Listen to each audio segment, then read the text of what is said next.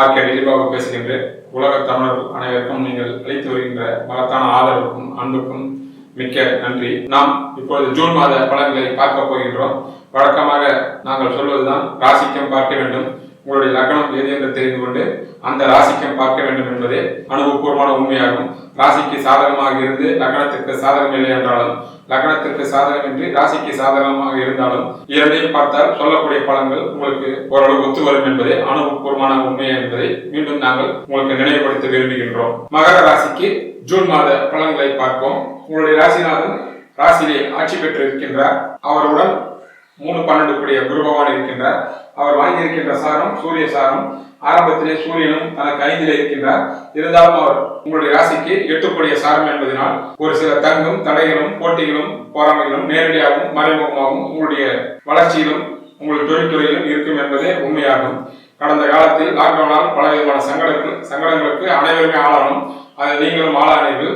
இனி அந்த பிரச்சனை உங்களுக்கு இருக்காது. விரைவிலே 12 கூடிய குரு பகவான் இந்த மாத கடைசியில் அவர் 12ஆம் இடத்திற்கே வந்து விடுவார். உங்களுடைய ராசிநாதன் ராசியிலே இருப்பதினால் உங்களுடைய செயல்திறன், உங்களுடைய செயல்பாடு, அதனால் உங்களுடைய தொழில் வளம், மதிப்பு, மரியாதை, அந்தஸ்து, கௌரவம் என்று இனி நீங்கள் சுறுசுறுப்பாக இயங்க ஆரம்பிப்பீர்கள். ஆனால் சாரம் கொடுத்தவர் 8 கூடியவர் சாரம் என்பதனால் நான் முதலிலே சொன்னது போல ஒரு சில இயற்கை தடைகளும் தங்கு தடைகளும் வரும்.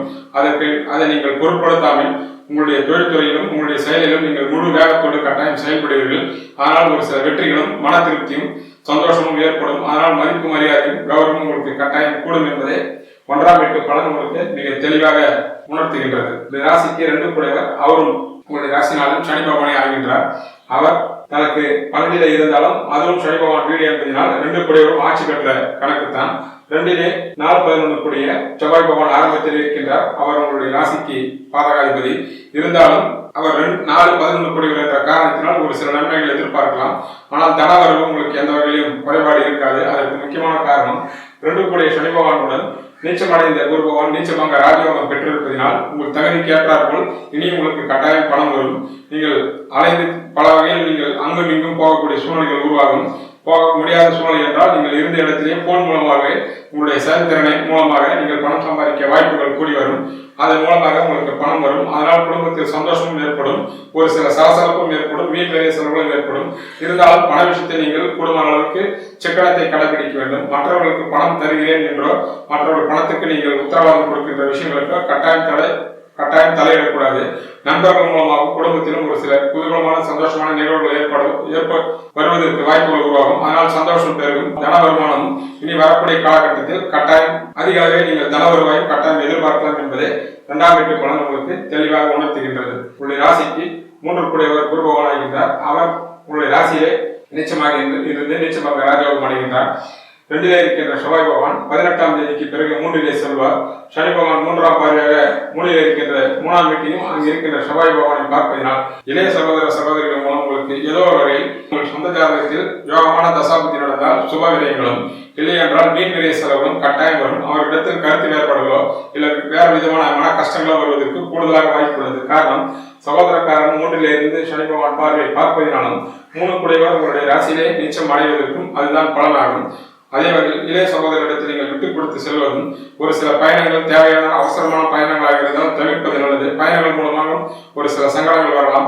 நண்பர்களிடத்திலும் நீங்கள் விட்டுக் கொடுத்து செல்ல வேண்டும். இல்லை என்றால் அவரிடத்திலும் மன வருத்தமும் தேவையில்லாமல் சங்கடங்களும் தேவையில்லாத வீண் விரோதங்களும் வீண் விரைய செலவும் வருவதற்கு கூடுதலாக வாய்ப்பு இருப்பதால் அவர் நண்பர்களிடத்திலும் இளைய சகோதரிடத்திலும் நீங்கள் சற்று ஜாக்கிரதையாக நடந்து கொள்ள வேண்டும் என்பதும் 3ஆம் இடத்து பலன் உங்களுக்கு மிக தெளிவாக எச்சரிக்கை செய்கிறது. உங்களுடைய ராசிக்கு 4 கூடியவர் செவ்வாய் பகவான். அவர் ஆரம்பத்திலே 2லே இருக்கின்றார்.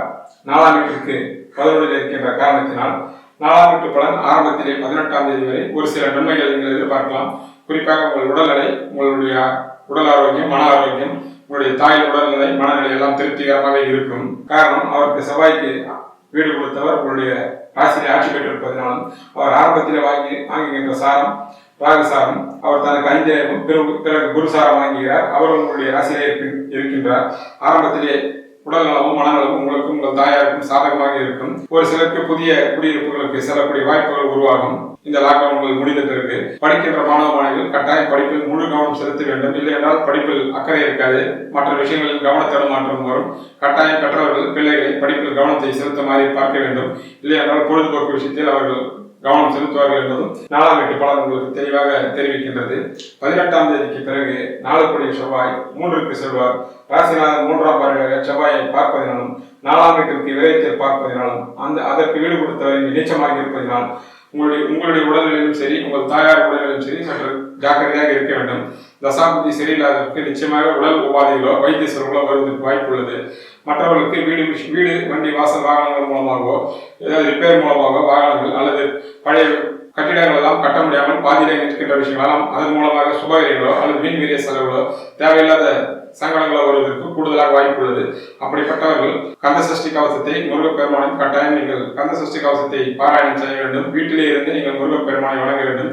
இல்லை என்றால் உடல் வகையிலோ வீடு வண்டி வாசல் வாகனங்கள் வகையிலோ ஜாதக தசாபுத்தி சாதகமாக இருப்பவர்களுக்கு சுபவிரயம், சாதகமற்ற இருப்பவர்களுக்கு வீண் விரிய செலவும் ஒரு சில சங்கடங்களும் போட்டி போராமையும் கட்டாயம் ஏதோ வகை உங்களை ஆட்படுத்தும் என்பதே 4ஆம் வீட்டு பலன் 18ஆம் தேதிக்கு பிறகு உங்களுக்கு எச்சரிக்கை செய்கிறது என்பதே 4ஆம் வீட்டு பலன் உங்களுக்கு தெளிவாக விளக்குகின்ற விஷயமாகும். உங்களுடைய ராசிக்கு 5 குடையவர் சுக்கிர பகவான் 5லே இருக்கின்றார். 5ஆம் வீட்டுக்கு அதிபதி காரகத்துவமுடைய குரு பகவானுடைய பார்வையை பார்க்கின்றார். 1ஆம் வீட்டு அதிபதி 1லேயும் 5 குடையவர் 5லே இருப்பதினால் கடந்த காலங்களில் இருந்த உங்களுடைய மனத்துயரங்கள் எல்லாம் நிச்சயமாக ஏதோ ஒரு வகையில் படிப்படியாக உங்களை விட்டு செல்ல ஆரம்பிக்கும் என்று நிஜமாக நம்பலாம். உடன் 8 குடைய சூரிய பகவான் இருந்தாலும் 5 குடையவர் 5லே வலிமையாக இருப்பதினாலும் குரு பகவானுடைய பார்வை இருப்பதினால் உங்கள் எண்ணங்கள், ஆசைகள், கனவுகள், திட்டங்கள் ஏதோ ஒரு வகையில் மகிழ்ச்சி அடையக்கூடிய விஷயங்கள் உங்கள் வாழ்வில் இந்த மாதம் நடக்கும். குறிப்பாக உங்களுடைய பிள்ளைகள் வாழ்வில் வசந்தத்தை எதிர்பார்க்கலாம். கடந்த காலமாக லாக்டவுனில் இருந்தபோது வியாபாரம் இல்லை, படிப்பு சம்பந்தமாக தங்கு தடைகள், வியாபாரம் இல்லை, வேலையும் ஒழுங்காக என்ற குழந்தைகளுடைய வாழ்க்கையிலெல்லாம் ஏதோ ஒரு வெளிச்சம் தெரிய ஆரம்பிக்கும். அவரவர்கள் செய்திருக்கின்ற தொழில் அவர்கள் மும்முரமாக இறங்குவார்கள். வேலை இல்லாதவர்களுக்கு வேலை கிடைக்க ஆரம்பிக்கும். திருமண முயற்சியெல்லாம் பாதியிலே நின்று போன விஷயங்கள் எல்லாம் இந்த காலகட்டத்தில் தெரிய முயற்சி செய்தால் எல்லாமே கூடி வரும். ஒரு சிலருக்கு இந்த காலத்தில் குழந்தை பாக்கியம் இல்லாதவர்களுக்கு அற்புதமான குழந்தை பாக்கியமும் உருவாவதற்கும் கூடுதலாக வாய்ப்புள்ளது என்பது 5 குடையவர் 5ல் இருப்பதினாலும் குரு பகவானுடைய பார்வையினாலும் 5ஆம் வீட்டு பலன் மிக மிக அற்புதமாக உள்ளது என்பதை கட்டாயங்கள் எதிர்பார்க்கலாம். உங்களுடைய ராசிக்கு 6 குடையவர் புதன் பகவான் ஆகின்றார். அவர் 6லே இருப்பதினால் ஒரு சில போட்டிகளும் போராமைகளும் ஒரு சில கடன்களும், இந்த கடன் என்பது சுப கடனாக எடுத்துக்கொள்ளலாம். அவர்களெல்லாம் உங்களுக்கு ஏற்படுத்துவார். அந்த வாழ்க்கையில் அவர் ஏற்படுத்தக்கூடிய கடன் சுப கடன். அது உங்களுடைய திருமண வாழ்க்கைக்காகவோ அல்லது தொழிலுக்காகவோ அல்லது குழந்தைகள் விஷயமாகவோ அல்லது உங்களுடைய தந்தையார் விஷயமாகவோ இருக்கக்கூடிய கடன்களாக அது அமையும் என்பது 6ஆம் வீட்டு பலன் உங்களுக்கு தெளிவாக உங்களுக்கு தெரிவிக்கிறது. அதற்கு காரணம் அவர் 6க்கு மட்டும் அதிபதி அல்ல, 9க்கும் அதிபதி என்ற காரணத்தினால் சுபவிரயத்தை அவர் தருவார் என்பதை நாம் நம்பலாம். உங்களுடைய ராசிக்கு 7 குடையவர் சந்திர பகவான் அவர் ஆரம்பத்திலே 9லே இருந்து குரு பகவானுடைய பார்வை வாங்குகின்றார். 7ஆம் வீட்டை ராசியிலே இருக்கக்கூடிய ஒரு ராசிநாதனும் குரு பகவானும் பார்ப்பதினால் கணவன் மனைவிகளில் ஒற்றுமை மேலோங்கும், அன்பும் அரவணைப்பும் இருக்கும். நண்பர்கள் பழைய நண்பர்கள் மூலமாகவும் எந்த விதமான கடந்த காலத்தில் இந்த சிக்கல் எல்லாம் நிச்சயமாக இருக்காது. புதிய நண்பர்கள் மூலமாக ஒரு சிலருக்கு அறிமுகமாவார்கள். அவர்களால் ஆதாயம் ஒரு சில பயணங்களும் ஏற்படும். அந்த பயணங்கள் ஆதாயமான பயணங்களாக இருக்கும். தேவையற்ற பயணங்களாக இருந்தால் இந்த லாக்டவுன் ஏரியாவில் உங்களுக்கு பயணங்கள் அமைந்தால் நீங்கள் அதை தவிர்த்துவிட்டு போன் மூலமாக நீங்கள் அந்த பயணத்தின் மூலமாக பயனடையலாம். குறிப்பாக வியாபாரம் நிமித்தமாகத்தான் இருக்கும். அதன் மூலம் உங்களுக்கு பணம் வருவதற்கு வாய்ப்பு உள்ளது. சரியான முறையில் நண்பர்கள் விஷயத்தை நீங்கள் பயன்படுத்திக் கொள்ளலாம். கூடுமான அளவுக்கு பயணங்கள் வரும். நீங்கள் அதை தவிர்த்து விடுவது நல்லதே என்பது 7ஆம் வீட்டு பலன் உங்களுக்கு தெளிவாக எச்சரிக்கை செய்கிறது. தசாபுத்தி சரியில்லாதவர்களுக்கு கணவனை மூலமாகவோ நண்பர்கள் மூலமாகவோ வீண் நிறைய செலவுகள் வருவதற்கு வாய்ப்பு உள்ளது என்பதும் 7ஆம் வீட்டு பலன் நமக்கு எச்சரிக்கை செய்கிறது. அதற்கு காரணம் 7ஆம் வீட்டுக்கு பண்டில் இருக்கக்கூடிய கிரகங்களுடைய சேர்க்கை. அது ஒரு காரணம். 7ஆம் வீட்டுக்கு என்னதான் உங்களுடைய ராசிநாதன் குருவும் பார்வையிட்டாலும் அந்த 7ஆம் வீட்டுக்கு குரு 6 குடையவர், உங்களுடைய ராசிநாதன் 8 குடையவர் என்பதும் கூடுதல் காரணமாகும். உங்களுடைய ராசிக்கு 8 குடையவர் சூரிய பகவான் ஆகின்றார். அவர் ஆரம்பத்திலே 5லே இருக்கின்றார். பிறகு அவர் 6லே இருக்கின்றார். 8 குடையவர் 5லே இருக்கின்ற காரணத்தினால் பிள்ளைகள் வகையிலோ உள்ளது அல்லது உங்களுடைய வாழ்க்கையினுடைய எண்ணங்கள் வகையிலோ ஏதோ வெளியே சொல்ல முடியாத ஒரு மன கஷ்டத்தை அவர் ஏற்படுத்தலாம். 14ஆம் தேதிக்கு பிறகு அவர் 6லே மறைவதனால் 8 குடையவர் 6லே மறைவதனால் எந்த விதமான சங்கடங்களாக இருந்தாலும் உங்களை மனதை விட்டு அகன்றுவிடும் என்பதே 8ஆம் வீட்டு பலன் உங்களுக்கு தெரிவிக்கின்றது. உங்களுடைய ராசிக்கு 9 குடையவர் புதன் பகவான் ஆகின்றார். அவர் தன் வீட்டிற்கு மத்தியிலே ஆட்சி பெற்றிருக்கின்ற காரணத்தினால் 9ஆம் வீட்டு பலன்கள் லட்சுமி கடாக்கம், தந்தையினுடைய அன்பு, தந்தை உறவுகளால் மூலம் அன்பு ஆதரவும் கிடைக்கும். நிச்சயமா ஒரு சிலருக்கு தந்தை மூலமாக உங்களுடைய மூதையர்களுடைய சொத்துக்களோ அல்லது பணங்களோ வேற ஏதாவது ஒரு அதிர்ஷ்டமோ உங்களை தரலாம். அதே வேளையில் 8 சூரிய பகவான் 14ஆம் தேதிக்கு பிறகு 9 வரக்கூடிய காலகட்டத்தில் ஜாதக தசாபுத்தி யோகமாக இருப்பவர்களுக்கு தந்தையால் சுபவிரயங்கள் ஏற்படும். அது அவர்களுடைய தசாபுத்தி சாதகமாக இல்லாதவர்களுக்கு நிச்சயமாக தந்தைகள் வீண் விரைய செலவுகளோ ஒரு சிலருக்கு வீண் விரோதமும் வருவதற்கு கட்டாய வாய்ப்பு உள்ளது. அப்படிப்பட்டவர்கள் வீட்டிலே இருந்து உங்களுடைய குலதெய்வத்தையும் உங்களுடைய இஷ்ட தெய்வத்தையும் வீட்டிலே இருந்தே நீங்கள் பிரார்த்தனை செய்து கொள்ளலாம். இல்லை என்றால் தேவையில்லாத தந்தையிடத்திலும் தந்தை உறவுகளிடத்திலும் ஒரு சில சங்கடங்களும் தேவையில்லாத மனக்கசப்புகளும் வருவதற்கு வாய்ப்புகள் உள்ளது. உங்களுடைய ராசிக்கு 10 கூடியவர் சுக்கிர பகவான் ஆகின்றார். அவர் மாதம் முழுக்க ஆட்சி பெற்று இருக்கின்றார் 5லே. அவர் 5லே இருப்பது மட்டுமல்லாமல் 7ஆம் பார்வையாக 11ஆம் வீட்டை பார்ப்பதனால் 10ஆம் வீட்டிற்கு அவர் 8லே மறைந்திருந்தாலும் உங்களுடைய ராசிநாதனுக்கு அவர் 5லே இருக்கின்ற காரணத்தினால் தொழில் மிக மிக அற்புதமாக இருக்கும். கடந்த காலத்தில் லாக்டவுனில் தொழிலே நடக்காமல் வீட்டிலே முடங்கி கிடந்தவர்கள் இனி வரக்கூடிய காலகட்டத்தில் தொழிலதிபர்களாக இருந்தாலும் சரி, வியாபாரிகளாக இருந்தாலும் சரி, பணிபுரியக்கூடியவர்களாக இருந்தாலும் தைரியமாக வெளியே சென்று உங்களுடைய வேலைகளை நீங்கள் பார்க்கலாம். அதற்குண்டான லாபங்களும் வரும், மனம் திருப்தி அடையும். ஆனால் மதிப்பு மரியாதை அந்தஸ்து கௌரவம் ஏற்படும். ஒரு சிலருக்கு பெருத்த லாபங்களும் கட்டாயம் நீங்கள் எதிர்பார்க்கலாம் என்பது 10ஆம் வீட்டு பலன் உங்களுக்கு மிக தெளிவாக உணர்த்துகின்றது. அதற்கு மற்றொரு காரணம் 10ஆம் வீட்டு அதிபதி 11ஆம் வீட்டு அதிபதியும் 4ஆம் பார்வையாக பார்ப்பதும் மற்றொரு காரணமாகும். உடைய ராசிக்கு 11 கூடியவர் அவர் ஆரம்பத்திலே 2லே இருக்கின்றார். பிறகு அவர் 3லே சென்று சனி பகவானுடைய பார்வை வாங்குவார்.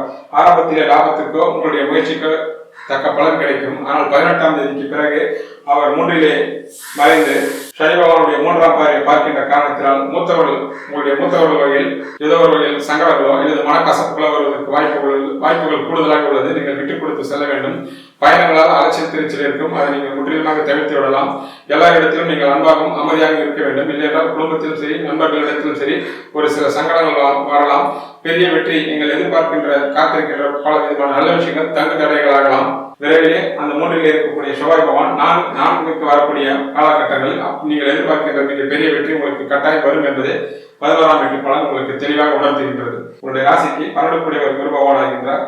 அவர் ராசியிலே நீச்சபங்க ராஜயோகம் அடைந்திருப்பதனால் உங்களுக்கு ஆகக்கூடிய செலவுகள் 12ஆம் இடம் சுபவிரயத்தையும் வீண் விரயத்தையும் குறிக்கக்கூடிய இடம். உங்களுக்கு ஆகக்கூடிய செலவுகள் 12ஆம் வீட்டு அதிபதி சுபகிரகமாக இருப்பதனால் வீண் விரய செலவுகள் வராது, சுபவிரயங்களே வரும் என்பது அது உங்கள் குடும்ப விஷயத்துக்காகவும் பிள்ளைகள் விஷயத்துக்காகவும் இருக்குமே தவிர வீண் விஷயங்கள் இருக்காது. ஒரு சில தான தர்ம பணிகள் செய்வதன் மூலம் சுபவிரயங்கள் செய்து கொள்ளலாம்.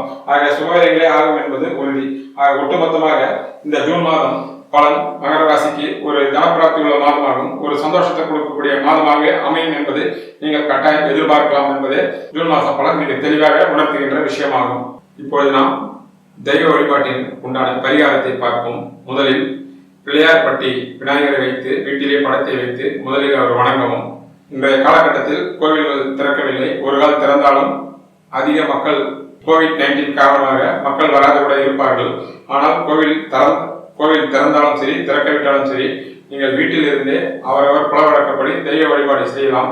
பொதுவாக எல்லோருக்கும் உள்ள தெய்வ வழிபாடு விடிய காலையில் சூரிய உதயத்திற்கு முன்னால் எழுந்து குளித்துவிட்டு சூரிய நமஸ்காரம் செய்யவும். உங்கள் பூஜை அறையில் உங்களுடைய புலவழக்கப்படி நீங்கள் என்ன தெய்வ வழிபாடு செய்கிறீர்களோ அதை செய்துவிட்டு மனதால் உங்கள் குலதெய்வத்தினுடைய வழிபாட்டையும் விஷ்ணு சகஸ்ரநாமமும் அல்லது கந்தசஷ்டி கவசமும் கட்டாயம் பாராயணம் செய்யுங்கள்.